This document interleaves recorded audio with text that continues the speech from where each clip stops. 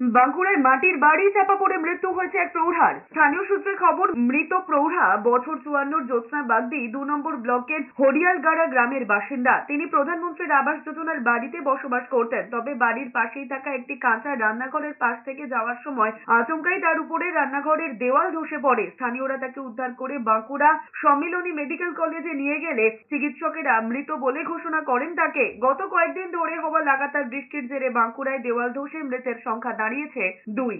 ঘটনাটা হয়েছিল দুপুর বেলায় ভাত হচ্ছিল, ভাতের ফ্যানটা ওইটা গামলায় করে নিয়ে আর গরু ঘাটায় দিতে যাচ্ছিল ওইদিকে তুমি দিয়ে আসার সময় ওই দেয়ালটা পড়ে গেছে, পড়ে যায় করে ওর গোটা কোমরে লেগে গেছে গোটা।